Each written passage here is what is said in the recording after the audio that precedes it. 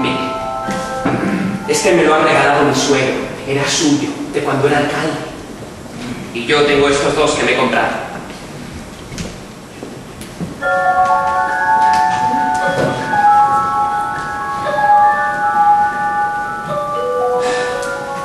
Fíjese, son muy bonitos.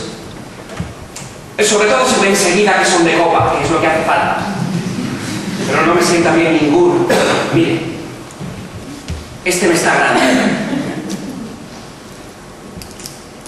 Este me está chico. Y este dice mi novia que me hace cara de salamandra. Pero, ¿de salamandra española o de salamandra extranjera? No lo sé, ella solo me ha dicho que de salamandra. Por cierto, que con ese motivo la dejé enfadada. Es tan inocente. El teléfono funciona. Voy a llamarla a ver si me ha pasado el enfado.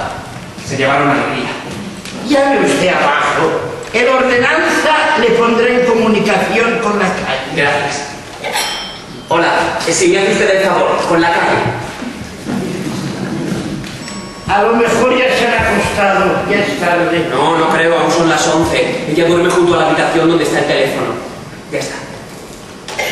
1, 9, 0. Eso es.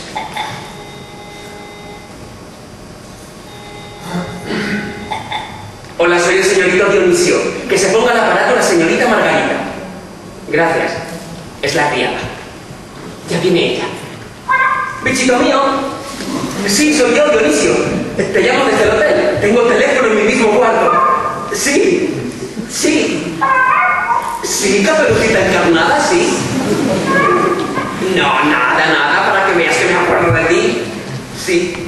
Oye, que al final no voy a llevar el sombrero ese que me hace cara de Chubesky.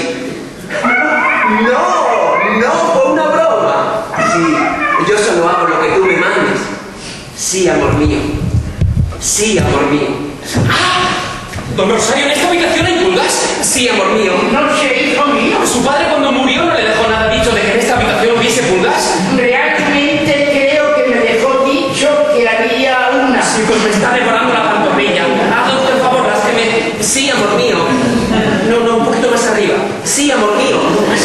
Sí, amor mío. Espere, tenga.